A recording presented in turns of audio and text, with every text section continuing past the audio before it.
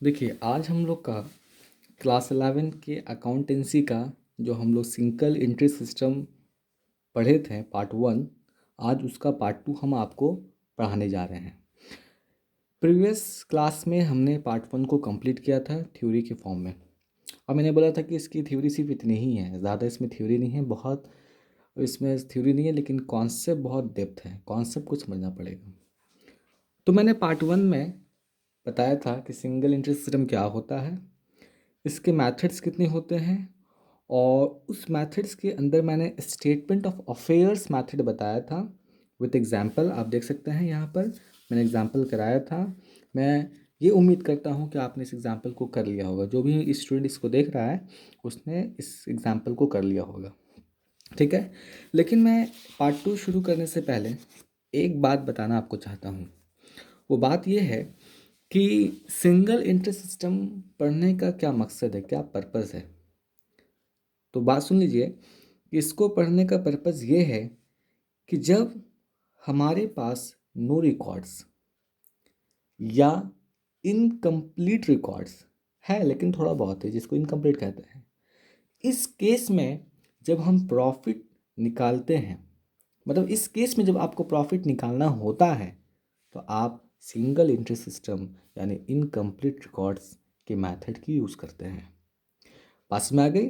इसको पढ़ने का मकसद, पर्पस क्लियर हो गया आपको, और आप बाकी सब पढ़ चुके होंगे अच्छी तरीके से। आज हम लोग पार्ट 2 शुरू करने वाले हैं। मैंने आपको बताया था कि हम लोग प्रैक्टिकल क्वेश्चन से शुरू करेंगे, ठीक है।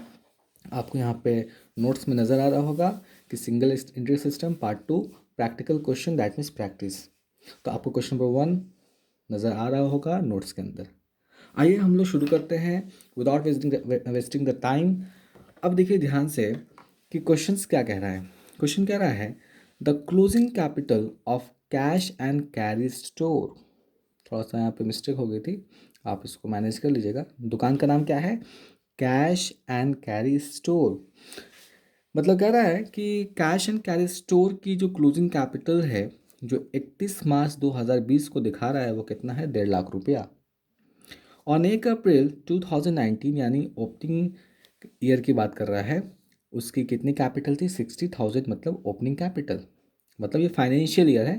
फाइनेंशियल ईयर हमारी 1 अप्रैल से शुरू होती है, 31 मार्च को ख़त्म होती है। हमारे पूरे ग्लोबल में जो अकाउंटिंग सिस्टम जो रिकॉर्ड होता है, इसी फाइनेंशियल ईयर्स के अंदर होता है, कैलेंडर ईयर के अंदर नहीं होता है। याद रखिएगा, कैलेंडर ईयर कब से कब तक होता है? 1 जनवरी से लेकर 31 दिसंबर तक, ठीक है। अकाउंटिंग की जो रिकॉर्डिंग होती है वो फाइनेंशियल ईयर में होती है। तो कह रहा है कि 1 अप्रैल 2019 को जो हमारी ओपनिंग कैपिटल थी, क्योंकि 20 एंड हो गया तो 19 मेरा ओपनिंग होगा, तो ओपनिंग कैपिटल उस कैश एंड कैरी स्टोर की कितनी है? 60,000। तो क्लोजिंग 1.5 लाख रुपया है, ओपनिंग 60,000 रुपया है। कह रहा है कि during the year he drawn, he मतलब कैश एंड कैरी स्टोर का मालिक, 40,000 फॉर द डोमेस्टिक यूज़, मतलब पर्सनल यूज़। फिर कह रहा है कि ही इंट्रोड्यूस, ही मतलब वही ओनर किसका? कैश एंड कैरी स्टोर का, उसने 25,000 रुपया एडिशनल कैपिटल लगाया फरवरी 2020 में। अकाउंट कब क्लोज हो रहा है? 31 मार्च को। एडिशनल कैपिटल कब लगाया? फरवरी 2020 को, ठीक है। ये एडिशनल कैपिटल है। कह रहा है कि find out his profit for the year. आपको बताना है कि इसकी प्रॉफिट को निकालिए। क्या इसमें कोई रिकॉर्ड्स है? नो। मतलब ये आपको बिना रिकॉर्ड्स के उसकी प्रॉफिट को निकालना है, ठीक है। It is the most challenging task, लेकिन हम लोग निकाल सकते हैं। वाई? बिकॉज मैंने सिखाया आपको कि जब नो रिकॉर्ड्स या इनकम्प्लीट रिकॉर्ड्स होता है, तो उसमें भी हम लोग प्रॉफिट निकाल सकते हैं। ये बहुत सिंपल क्वेश्चन है, ठीक है। ये कोई बहुत कॉम्प्लेक्स क्वेश्चन नहीं है। हम लोग जब पार्ट 3 लेकर आएंगे, उसमें कॉम्प्लेक्स क्वेश्चन को डिस्कस करेंगे। क्लियर है?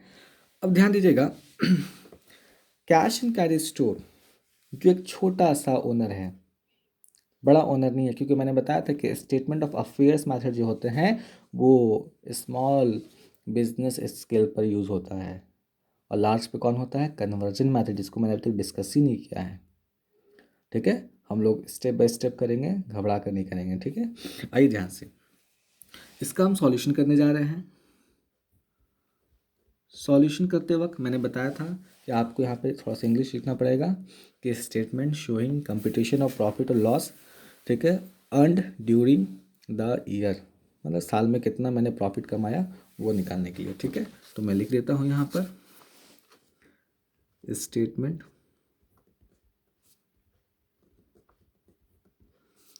शोइंग कंप्यूटेशन मतलब निकालना ऑफ प्रॉफिट और लॉस, प्रॉफिट भी हो सकता है लॉस भी हो सकता है, अर्नड कमाया ड्यूरिंग द ईयर।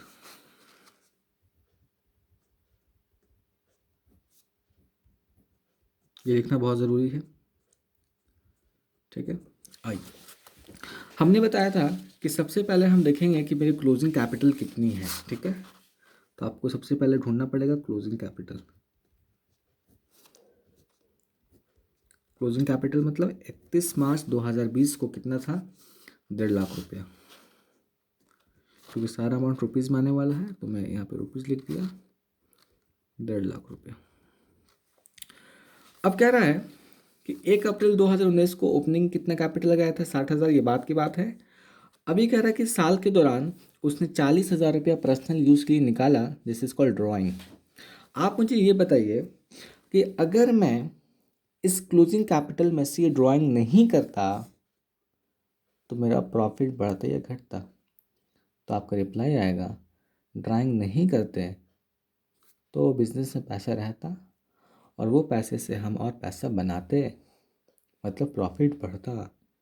तो मैं फिर क्या करूँगा, अपने प्रॉफिट को निकालने के लिए इसको जोड़ना पड़ेगा क्योंकि मुझे प्रॉफिट निकालना है।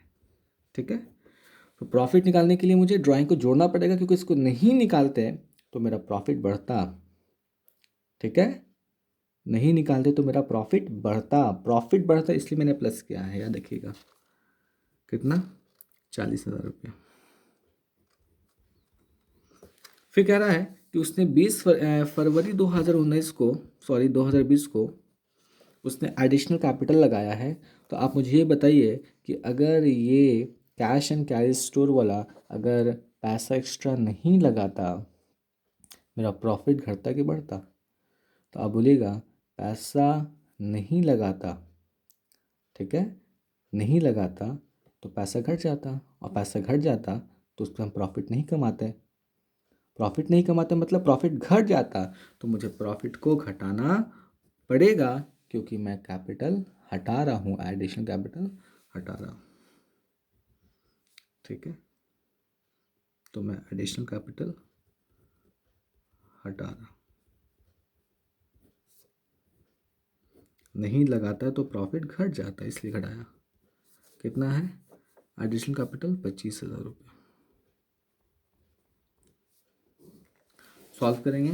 ठीक है, तो सॉल्व करने पे मेरा जो आंसर आएगा वो आएगा 1,65,000 रुपया। ठीक है, आप इसको कैलकुलेट कर लीजिएगा। इसका नाम क्या देंगे, एडजस्टेड कैपिटल एट एंड।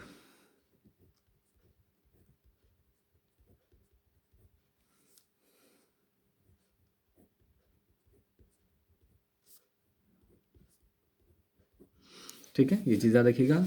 और क्योंकि ये एडजस्टेड कैपिटल एट एंड हो गया और मुझे ओपनिंग पता ही है, अगर मैं क्लोजिंग से ओपनिंग घटा दूँ जो डिफरेंस आएगा वही मेरा प्रॉफिट हो जाएगा बिजनेस का। तो लेस ओपनिंग कैपिटल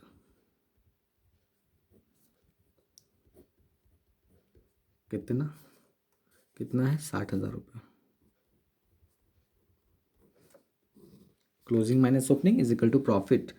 तो प्रॉफिट निकल के आएगा 1,05,000 रुपया। ठीक है, और इसी का नाम क्या देंगे, net profit during the year, यानी इतना ही पैसा साल में कमाया। आप बताइए कि सिर्फ ड्राइंग कैपिटल के अलावा कोई भी मुझे एक्सपेंसेस इनकम बताया नहीं बताया, लेकिन फिर भी आपने प्रॉफिट निकाला उसका। क्यों, क्योंकि मुझे तरीका पता था इसलिए। ठीक है, क्या रखिएगा। तो ये बहुत इजी क्वेश्चन था, आप देख सकते हैं, इसको सॉल्व कर लीजिएगा। और मैंने इसके बारे में बताया था कि मैंने क्यों घटाया क्यों जोड़ा, सब लॉजिकल है, आप इसको रटेंगे नहीं समझेंगे, ठीक है।